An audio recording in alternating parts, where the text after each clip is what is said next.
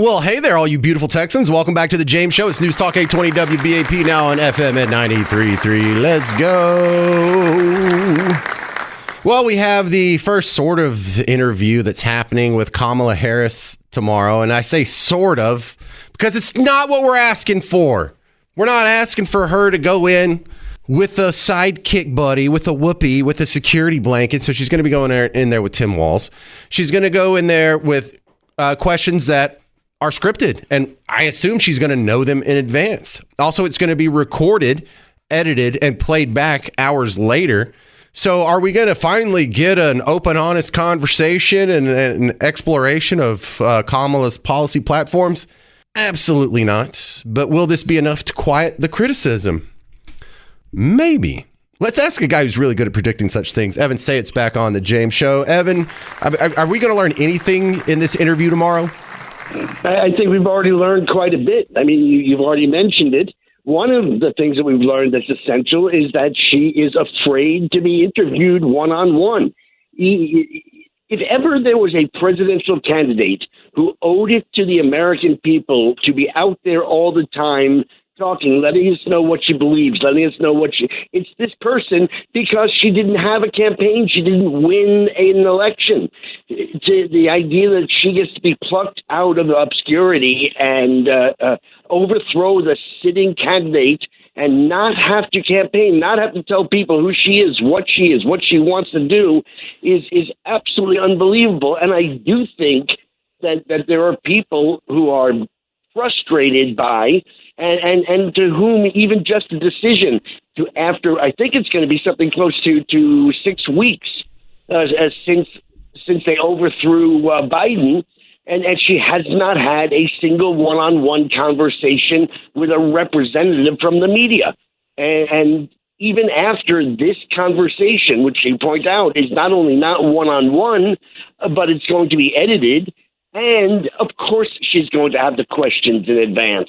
You know, I was thinking back earlier, how many times in the past we found out, even at presidential debates, you know, when CNN gave Hillary Clinton the questions in advance.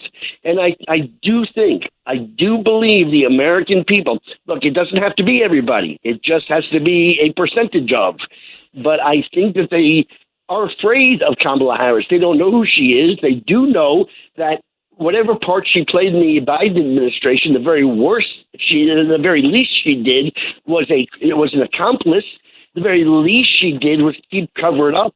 If there was anybody in America who had a front row seat to his cognitive impairment, it was her.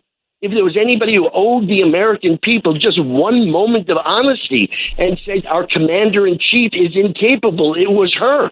And now she owes the American people just some straightforward conversation about who she is and what she intends to do with this country. And even now, having had to be dragged, kicking and screaming, just to do an interview, she's not even doing an interview. She's bringing a sidekick.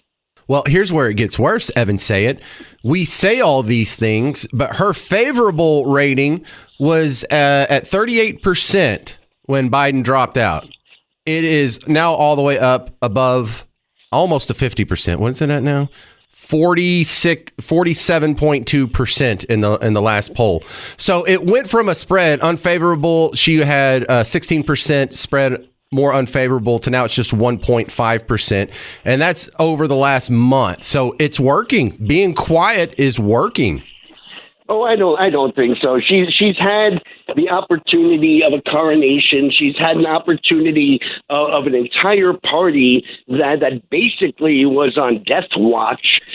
Finally get a chance to inhale and breathe and think at least we're not running a corpse. I think this is right. You're right. So I think this is a more of a reflection of not Biden, and thank God that. They're simply favorable about the fact that she's breathing.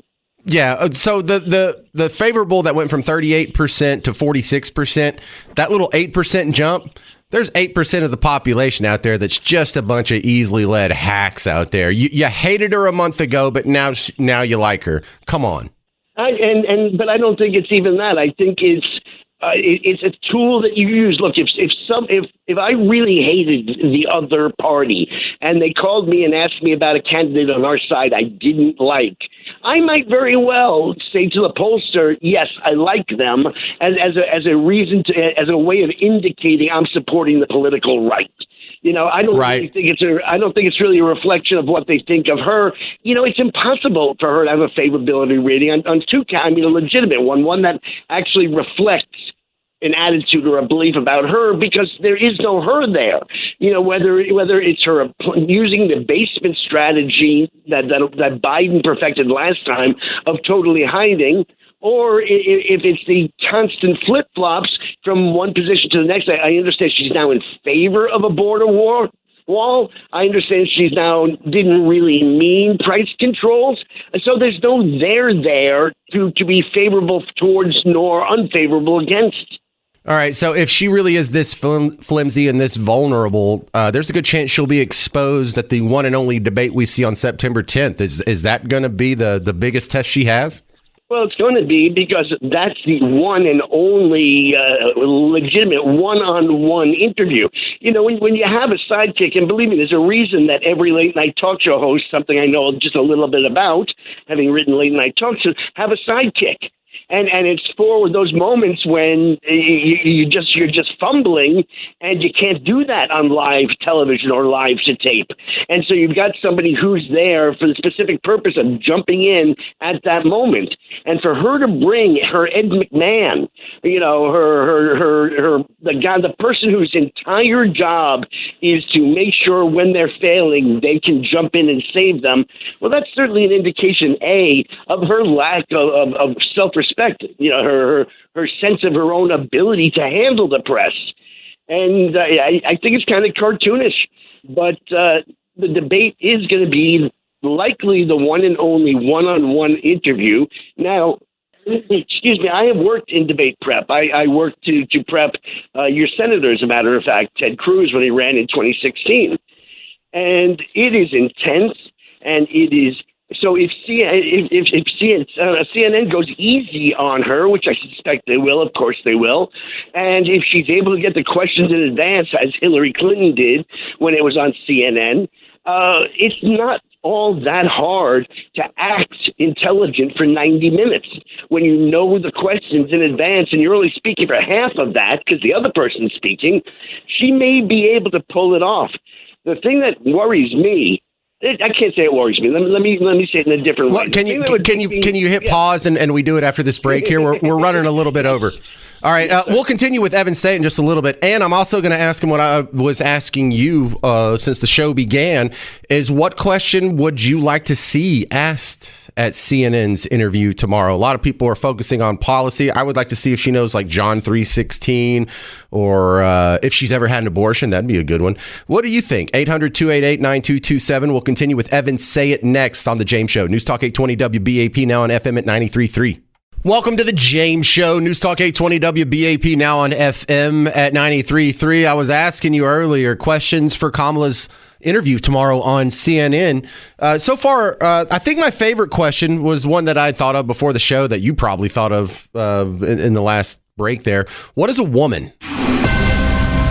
Evan Sayet, that would have sank nobody 10 years ago, but I was floored when the latest Supreme Court justice was going through her confirmation process, Ketanji Affirmative Action Jackson, and she was asked, what is a woman? She's like, I don't know, I'm not a biologist. And they just let it go, and she still got approved. Yeah, it's disconcerting because it's not just what is a woman, it is a part of the overall destruction of the meaning of anything.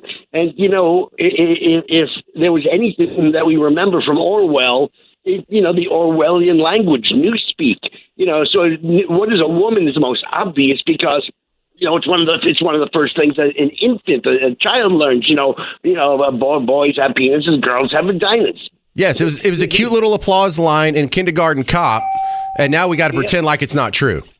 Right, and that's actually the most galling part of it all, is how much we have to pretend about things. Back in my original speech to the Heritage Foundation, I pointed out that we had to pretend that it was just as at the airport, that it was just as likely that the 86-year-old great-great-grandmother was the next person to take over an airplane as those four 24-year-old Muslims on their knees yelling Allahu Akbar, and the intentional ignorance is far worse than accidental ignorance. Accidental ignorance can be repaired. You can educate the ignorant, but you cannot educate the intentionally stupid. And that stupidity has become a currency that is something not only of great value, but that if you aren't intentionally stupid, then you're evil. That's really a twisted society that we've become. Yeah, and that's really a good point there. Anyone who says they don't know what a woman is, they're lying. Everybody knows boys have a penis, girls have a vagina. And so if you're not answering that question, it's not that you don't know the answer. It's that you are using lies to virtue signal that you're one of the good people. Well, and the long-term goal of it all is the destruction of civilization. So you are actually lying in order to advance the destruction of civilization. That really puts you in, amongst the truly evil people of all time. Well, but these people... I was going to say, these people think America's evil and deserves to destruction. They think capitalism exploits poor people. It deserves to be destroyed. Indeed, they do. But the problem is, when you have beliefs that you cannot back up with honesty, then your beliefs are not the right ones. The problem is, and again, I started my very first book, and this quotation has ended up in all three of the books that I've written, from Howard Zinn, the leftist historian, who said that objectivity is undesirable. And then he went on to explain why. Now, remember, this is a historian. His job is to report the objective historical facts. And he said objectivity is undesirable because if you think that history should serve a social purpose, if it should in some way advance the causes of humanity, then you make your choices based on that. So in other words, it's your job to lie, to be up to lie. Yeah. If you think you're making it, well, which propagandists throughout history, all the way down to Hitler's propagandists, didn't think they were making a better society? Everybody thinks they're making a better society. Okay, so Ernest in Dallas has a good question for you, Evan. Why are Republicans worried about Kamala while Democrats are not? Thank you, Ernest. I'm not so sure that Republicans are worried about Kamala.